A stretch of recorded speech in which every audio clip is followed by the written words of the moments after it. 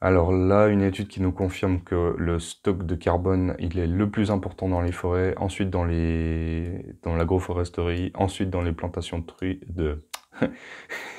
d'arbres et finalement dans les cultures. Et entre deux, j'imagine qu'il y avait les prairies.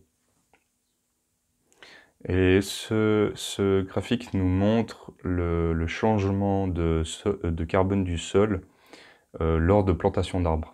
Et ça va être un élément super important pour l'explication que je vais donner tout à la fin de la vidéo. Donc, plus le point, enfin plus le box plot est haut dans le graphique, plus on a une augmentation de carbone après la plantation des arbres. Et ici, on voit eucalyptus, résineux, pin, conifère, et broad, c'est les feuilles. Et on voit que, en fait, les conifères et les pins, ils ont une capacité d'augmenter le carbone du sol qui est relativement plus faible par rapport aux feuilles. Et donc, si notre but c'est d'augmenter le carbone, donc la fertilité du sol, c'est très important de se focaliser sur les feuilles. Eucalyptus, c'est assez marginal de toute façon. Là, dans ce graphique, première chose qu'on voit, c'est que plus le taux d'argile est élevé, ouais, donc là, vertical, c'est la perte ou le gain de carbone du sol en pourcentage, en fonction des pratiques. Et puis les pratiques, c'est en horizontal. Donc là, dans ce premier, on a la conversion des prairies vers les cultures.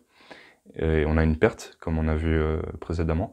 Et ce qui est intéressant de voir, c'est que s'il y a un taux d'argile, donc clay, c'est l'argile, de 70%, donc le plus élevé, en fait, l'escalier, il est plus haut que si on a moins d'argile. Et donc, ça montre bien que c'est l'argile qui stabilise le carbone. Plus on a d'argile, plus c'est difficile de déstocker du carbone, en fait. Et plus c'est facile d'avoir beaucoup de carbone stocké durablement. Ici, de nouveau, la prairie vers les cultures. Ah oui, donc mat, je sais plus ce que c'est, je crois que c'est la température. Ouais, bref. Culture vers la forêt. Donc là, on agrade, très clairement. Ouais. Là, j'imagine que, comme c'est relativement à court terme, ils n'ont pas vu encore la courbe qui fait un peu courbe logarithmique, comme ça ici. Là, il parle de la reforestation de parcelles. Et ce qui est intéressant de voir, c'est que dans cette étude-là, ils disent que aucun équilibre n'a été atteint en 120 ans, après la reforestation. Ce qui montre qu'en fait, alors, premièrement, ben, comme on disait, ça dépend de la profondeur du sol et de la profondeur d'enracinement. Et puis en plus, ben, ça doit sûrement dépendre de la nature du sol. Donc, certains sols c'est 100 ans, d'autres c'est 120. Et probablement que le cadre, il est beaucoup plus large et que ça peut aller à plusieurs centaines, voire milliers d'années, j'imagine. Donc là, dans ce graphique, on a de nouveau les fameuses courbes en logarithme de conversion de culture vers les prairies. On voit que ça tend vers une stabilisation, vers une sorte de palier. Puis là, ces courbes, elles sont un peu bizarres. On voit les prairies vers la forêt. D'abord, ça diminue et ensuite, ça réaugmente. Ben, je reviens là-dessus à la fin. Ça, c'est un autre graphique qui montre l'impact des pratiques sur la quantité de résidus qu'on a le droit de récolter et qui montre en fait que le non-labour, on a le droit de toujours récolter plus de résidus durablement comparativement à un travail du sol conventionnel. Là, il y a une représentation graphique des inputs de carbone dans le sol en fonction des résidus de tiges et des résidus de racines. Et on voit qu'en fait, c'est très dépendant des types de plantes aussi. Il y a certaines plantes qui ont beaucoup plus de résidus de racines, et probablement que c'est lié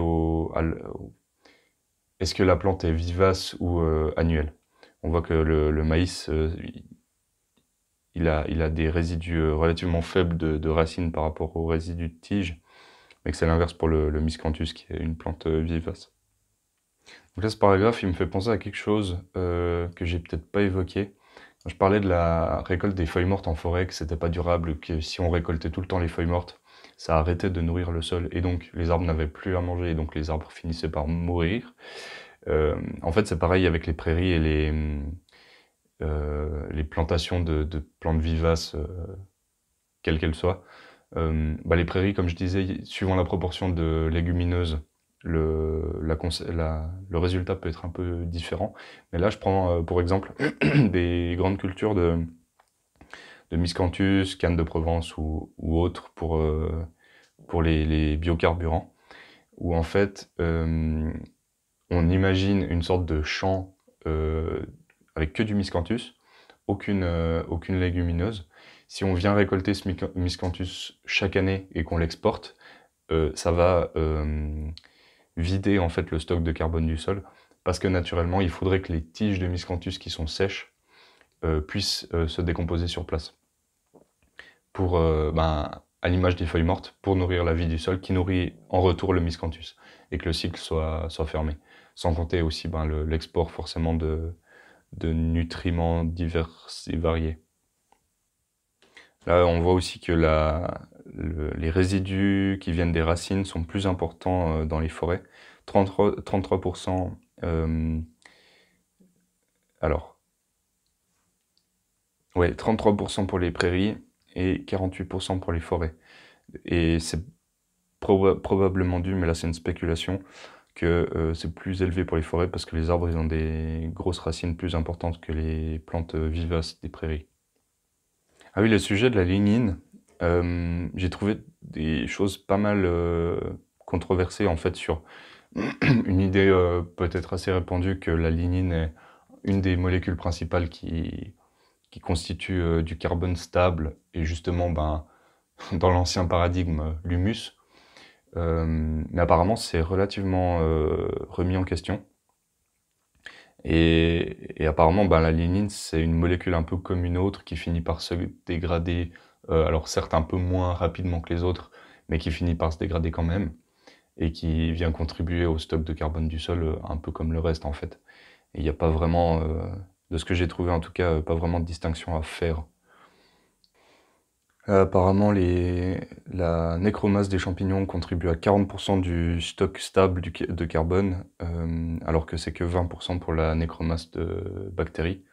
Et les champignons, ça mange plutôt de la lignine, du bois, alors que les bactéries, plutôt de la matière fraîche. Et c'est peut-être ça qui a conduit à la confusion historiquement sur la lignine. On pensait que la lignine créait l'humus, et en fait c'est peut-être la lignine qui permet de nourrir des champignons, qui eux ensuite ont des produits de dégradation qui sont plus stables, plus durables que les produits de dégradation des bactéries.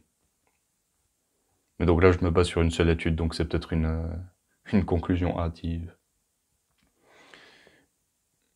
Ah non, en fait, il y a une deuxième étude là, qui montrait que la séquestration de carbone est plus efficace dans les sols où il y a une dominance de champignons.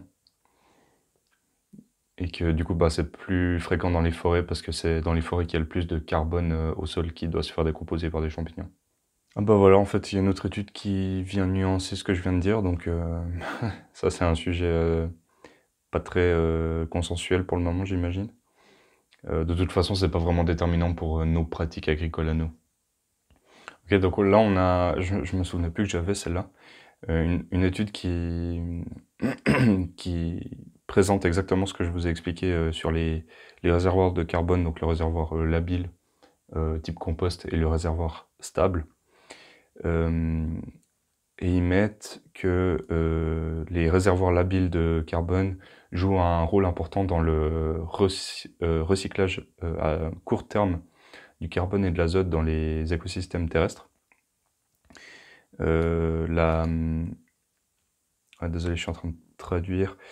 Le réservoir de carbone le plus fréquent sont les fractions légères et les fractions particulaires organiques, et que les fractions légères consistent principalement en des fractions sans minéraux de débris résidus de plantes décomposées.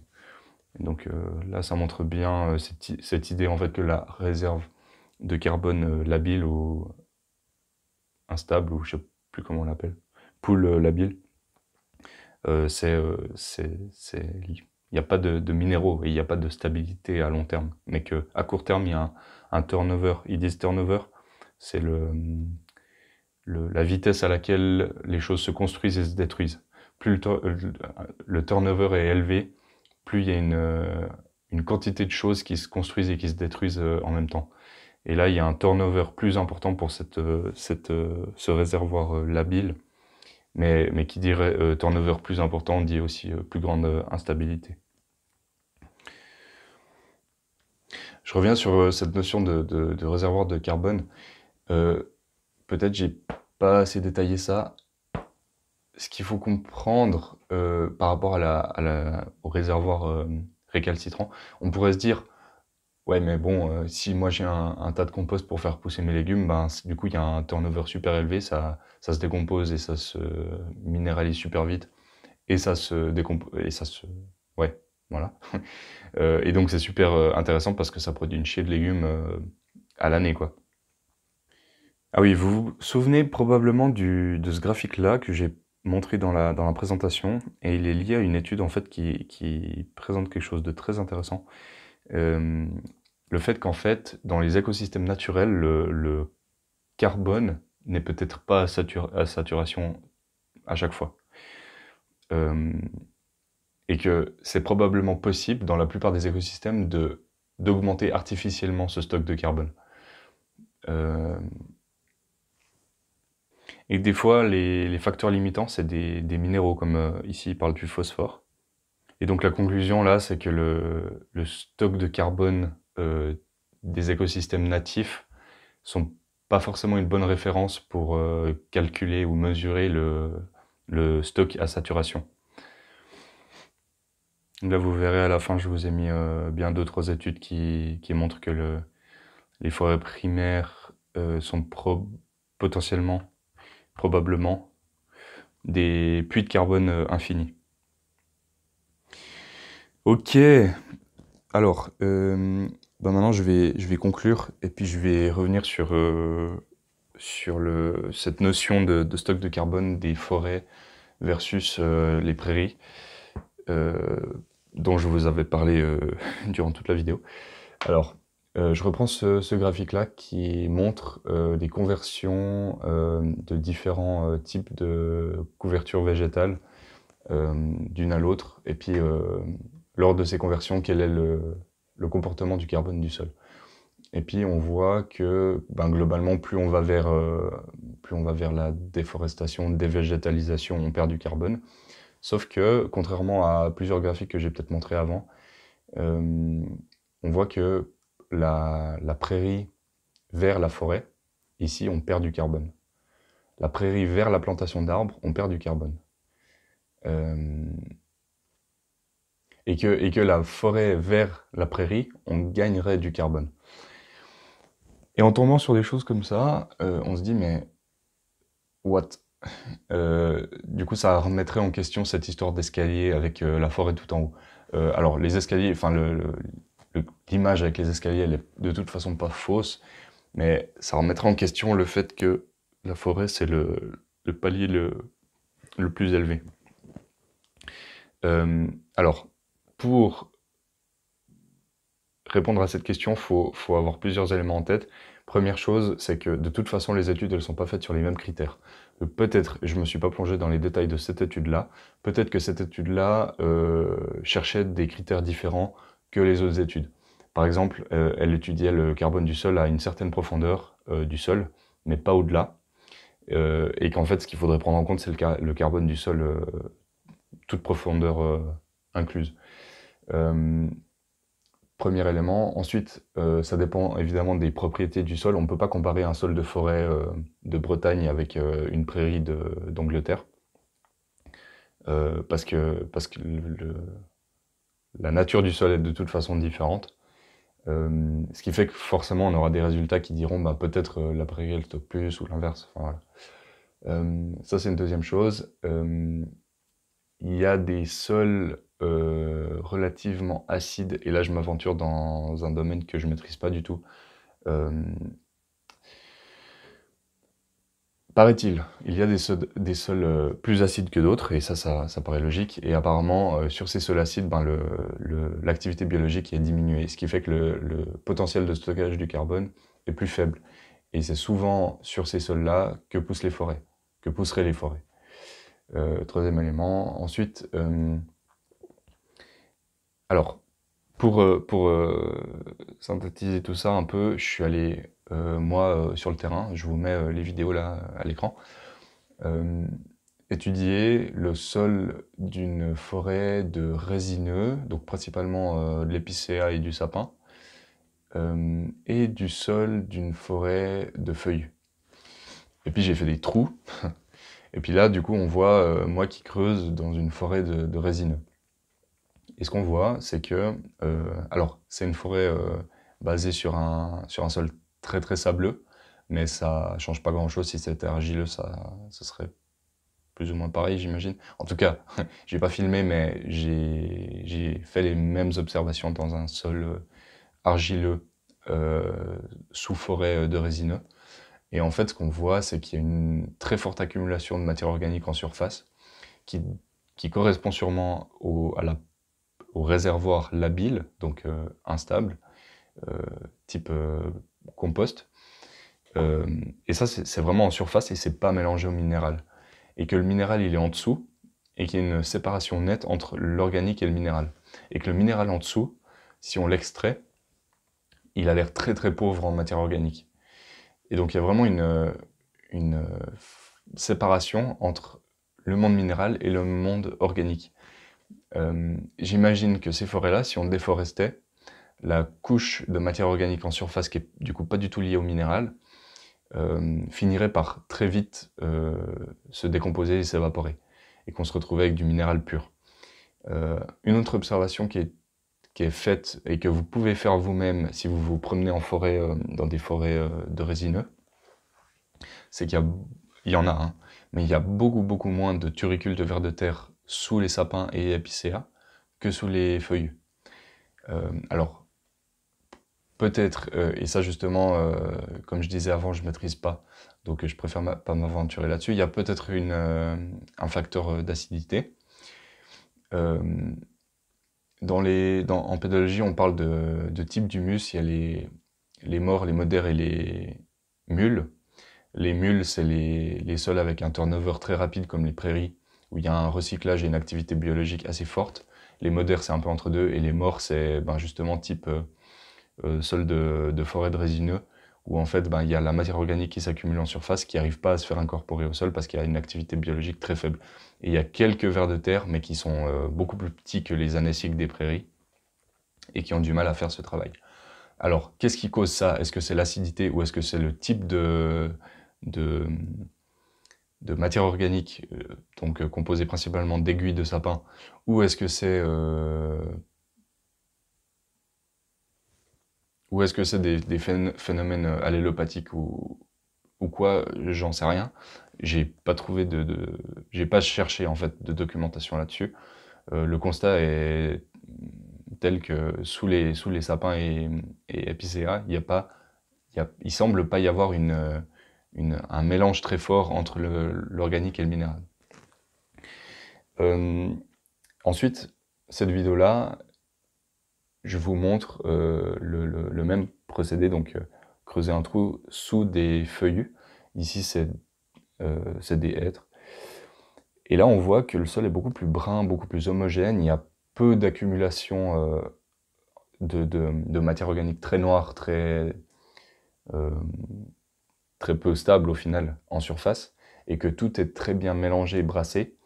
Et puis, dans ces forêts de feuillus, comme je disais, il y a beaucoup plus de vers de terre aussi. Et là, en creusant le trou, voilà, je tombe sur un ver de terre.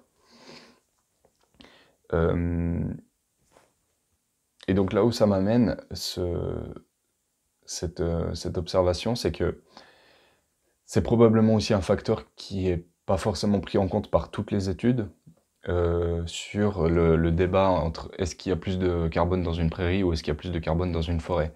J'imagine que si on compare une prairie avec une forêt de résineux, ben oui, il y aura plus de carbone dans la prairie. Parce que la forêt de résineux, c'est du carbone qui s'accumule en surface, qui se volatilise un peu au fur et à mesure et qui est très peu incorporé. Et le seul carbone qui est peut-être durablement incorporé au sol des forêts de résineux, c'est le carbone qui vient des racines des arbres. Pour autant qu'il y ait suffisamment de vers de terre et d'activité biologique pour faire le mélange en fait. C'est possible aussi qu'il y ait juste une stratification et que le carbone soit entre guillemets stable juste parce qu'il est incorporé et qu'il est protégé du soleil et de l'air. Par contre, si on compare une forêt de feuillus avec un sol de prairie, donc à climat et géologie constante, je peux que supposer que la forêt aura plus de carbone que la prairie. Justement parce que dans la forêt, il y a également des vers de terre qui font le travail de mélange et d'association entre le carbone et le minéral. Donc après, je suis retourné sur notre terrain pour faire un peu les mêmes tests d'analyse de sol. Parce que ce qui est intéressant sur notre terrain, c'est que c'était une prairie jusqu'à il y a 50 ans, et il y a 50 ans, ils ont planté des arbres. Et maintenant, du coup, c'est une parcelle qu'on pourrait qualifier d'agroforesterie depuis 50 ans, donc on peut observer l'évolution du sol sur une conversion prairie-agroforesterie sur 50 ans. Donc là, je me trouve sous notre châtaignier qui est cinquantenaire, et je fais un trou pour voir un peu le sol. Et on voit que alors le sol est relativement brun sous la litière, mais qu'il y a, là j'enlève un peu, il y a quand même un gradient relativement marqué de couleur entre les premiers horizons et une profondeur plus importante, où en fait c'est plus clair. Et mon intuition, c'est que le sol sous les premiers horizons, il est relativement pauvre en carbone, basé sur ces observations.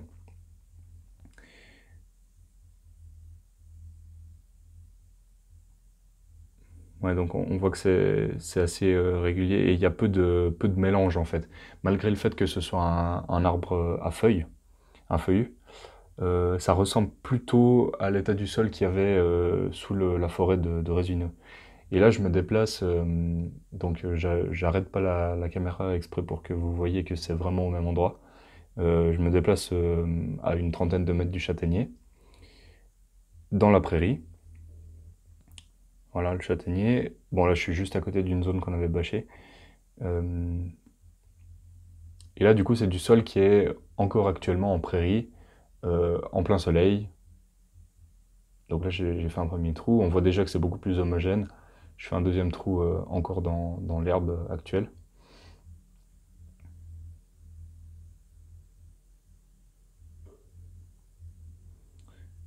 Et puis là, ce qu'on voit, c'est que c'est beaucoup plus brun, de manière beaucoup plus homogène en fait.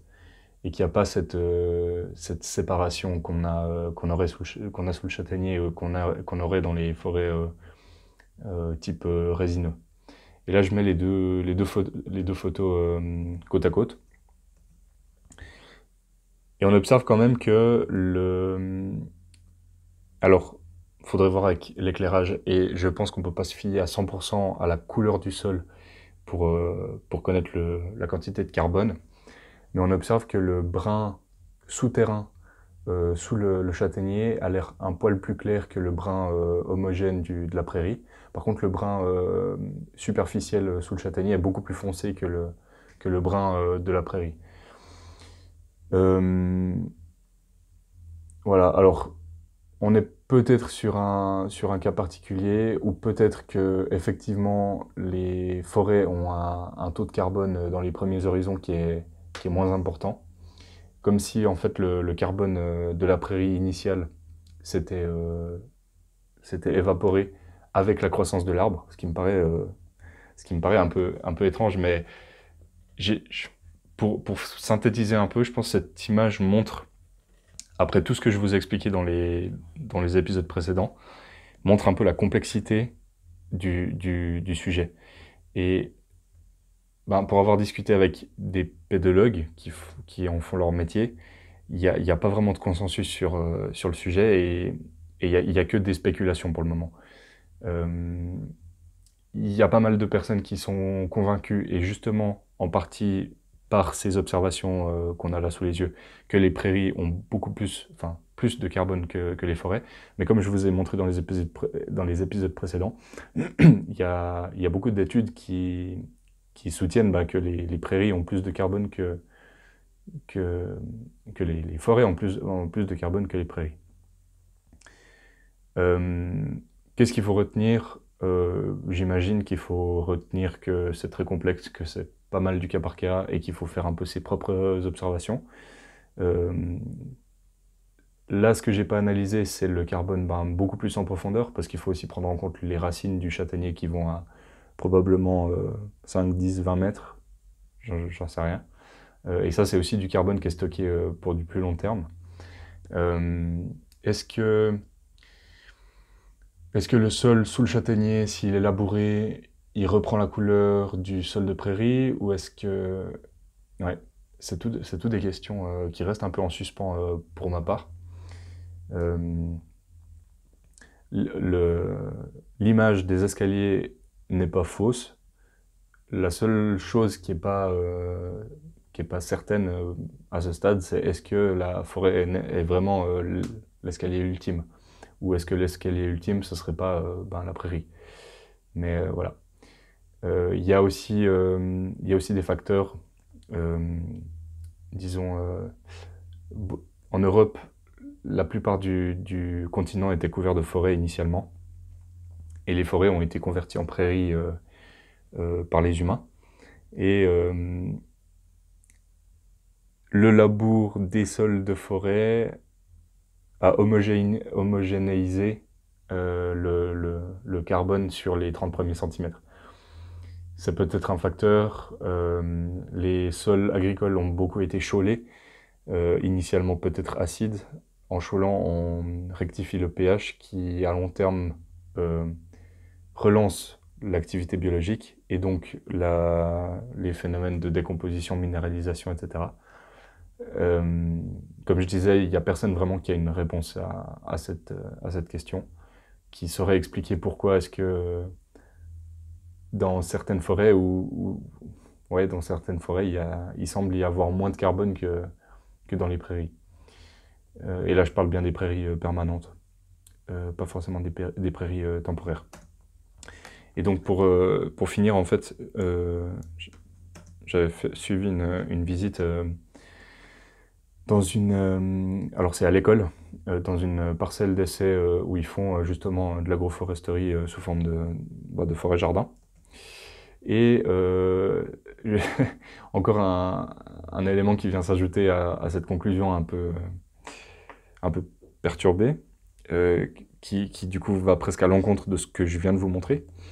À gauche, c'est un profil de sol de la parcelle cultivée en forêt-jardin, où ça fait 4 ans que les personnes qui entretiennent font du chop and drop, c'est-à-dire ils prennent des branches d'arbres qui coupent et qui restituent au sol pour que ça se décompose. Et le profil de droite, c'est un profil de sol de forêt naturelle à 20 mètres de distance. Ces deux profils ont été pris à 20 mètres de distance, et la seule différence, c'est que depuis 4 ans, sur la zone forêt-jardin, les personnes qui entretiennent font du chop and drop. Et c'est un peu la seule explication qu'on aurait au fait que le profil de gauche est beaucoup, beaucoup plus foncé, et ceci sur toute la profondeur, que le profil de droite. Et là, voilà, alors tirez-en la conclusion que vous voulez. Personnellement, je me dis qu'il y a sûrement un facteur, le bois, en décomposition, ça stocke du carbone, ça c'est indiscutable. Et que peut-être que l'humain pourrait jouer un rôle accélérateur en fait de ces processus grâce à la restitution des résidus. Mais voilà, j'ai pas de réponse parfaite à donner à tout ça. J'imagine que la science fera encore des découvertes ou pas. Et puis en attendant, ben, c'est pas vraiment indispensable pour faire du jardinage. Tant qu'on comprend qu'il vaut mieux pas prélever les feuilles mortes et la paille du blé, plutôt le bois, ben, je pense qu'on est déjà sur, sur la bonne voie.